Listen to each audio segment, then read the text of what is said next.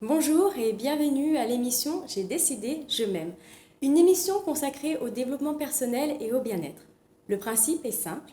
Chaque semaine, nous recevons un invité, une praticienne, un praticien en développement personnel qui va vous apporter des conseils, des compréhensions, des astuces, des techniques pour vivre une vie plus épanouissante.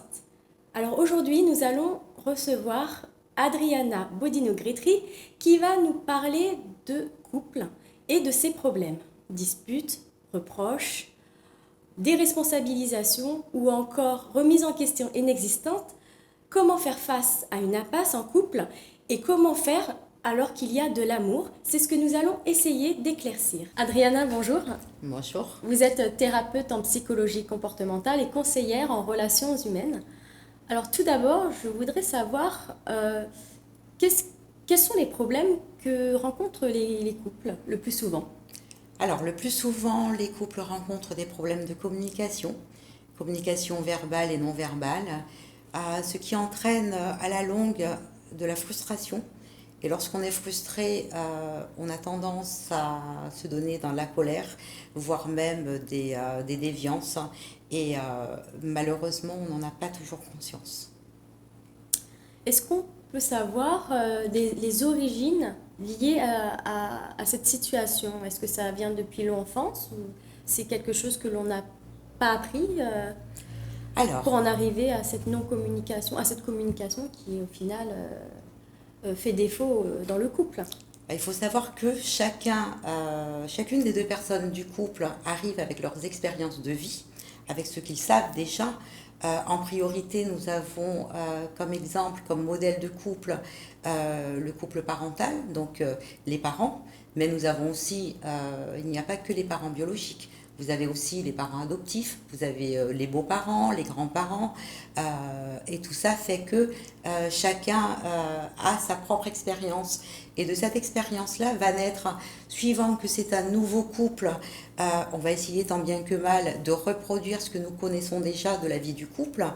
Et lorsqu'on a déjà eu un couple auparavant, on va tout simplement freiner les choses. On ne voudra certainement pas reproduire les erreurs du passé. Donc si on a connu un couple un peu bancal où on a été malmené par exemple, on va se dire bon alors là hier j'ai fait de telle façon, aujourd'hui je vais faire différemment, mais malheureusement à force de contrôle on finit par retomber dans les schémas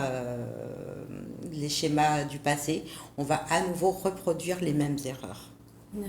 Est-ce qu'il y a des solutions pour justement ne plus reproduire ces schémas? Alors oui, les solutions, c'est en l'occurrence se poser, s'accepter, se dire j'ai un problème, reconnaître ce problème-là. Cette seule prise de conscience, va faire que la personne va se dire bon, ok, là j'ai un problème. Il y a aussi la récurrence. Hier, j'étais dans cette situation. Aujourd'hui, j'ai la même situation qui se présente à moi. Comment faire? Accepter le fait d'être démuni, de se dire j'ai besoin d'aide, s'octroyer le droit de demander de l'aide et se dire bon ben voilà, maintenant j'ai envie d'avancer. Pour avancer, j'ai besoin de savoir où j'en suis. Et pour ce faire, bien évidemment, consulter un professionnel. C'est vrai qu'au niveau de la communication, on est souvent dans les reproches pour pouvoir exprimer une attente ou un besoin. C'est quelque chose, des reproches qui est aussi quelque part à proscrire peut-être de la relation? Alors oui, il y a des reproches parce que l'on se sent mal. Quand on se sent bien, il n'y a pas de reproches. Le fait est que vous avez deux personnes qui sont vraiment de compositions différentes, que ce soit familiale, professionnelle, religieuse, etc. Donc on va arriver et on va se dire, bon, bah, je vais imposer ma vision des choses, alors que dans un couple, on n'est plus seul. on est à deux.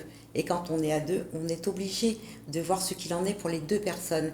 Rien de tel, et la communication, elle est tout à fait possible, à condition de se dire, voilà, je n'ai pas peur d'entendre ce que l'autre a à me reprocher. Et si j'aime cette personne-là, je me dois de faire en sorte que les choses aillent mieux. Mais c'est bien évidemment se poser, s'interroger et accepter de voir les choses telles qu'elles sont. Est-ce que dans une phase de couple, il y a des phases, des étapes où le couple se retrouve plus fragilisé? Oui, malheureusement oui. Vous avez dans un couple ce qu'on appelle l'équilibre qui sera de mise tant que les deux personnes se retrouvent seules, sont seules, sans souci aucun autour de soi. Dès qu'il y a l'arrivée d'un enfant, le couple est fragilisé.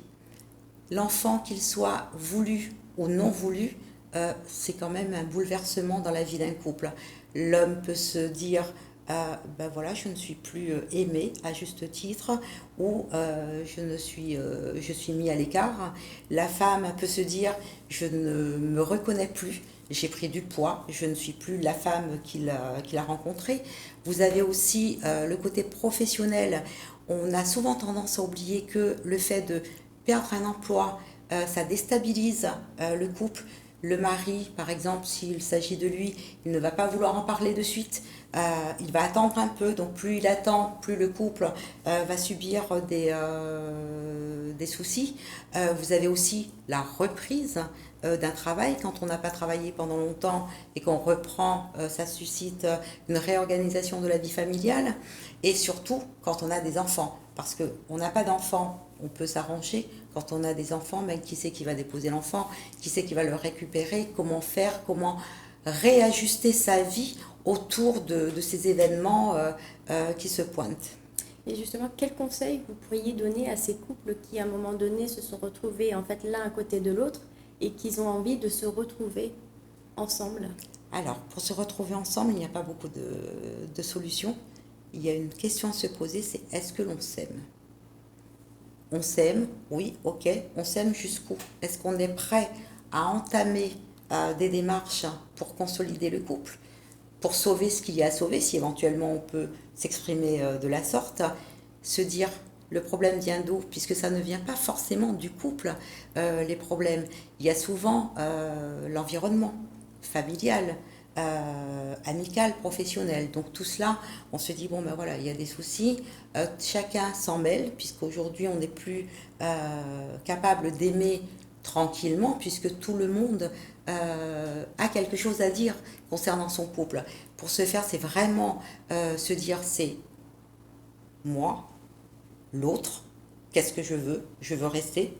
Non, je veux partir. Ok, comment faire? Il y a des professionnels qui sont là pour cela. Il faut savoir que dans un couple, on n'arrive pas à tout dire. On a notre jardin secret.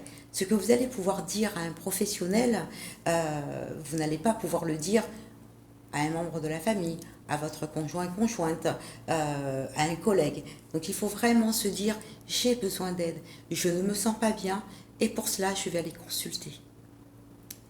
Et comment, selon vous, quels seraient les ingrédients essentiels pour construire une relation harmonieuse avec l'autre? Alors, les ingrédients. Je vais vous donner les ingrédients et je tâcherai de vous dire comment faire pour que ça tienne par la suite. Les ingrédients, vous avez les incontournables, c'est l'amour, la confiance, le respect, la bienveillance, et j'ajouterai une bonne dose de complicité. Quand on n'a pas cela, quand on a juste un petit bout de ces ingrédients-là, on pense bien que le couple ne peut pas tenir. Un couple, c'est deux personnes qui ont décidé de s'unir.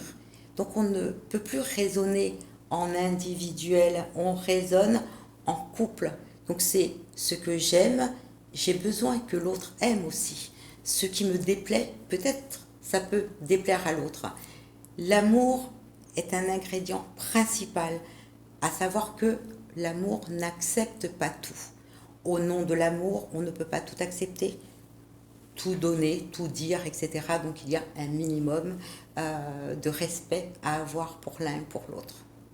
Je vous remercie, Adriana, d'avoir répondu à mes questions. C'est la fin de l'émission. Je vous dis à bientôt pour une nouvelle thématique. Au revoir.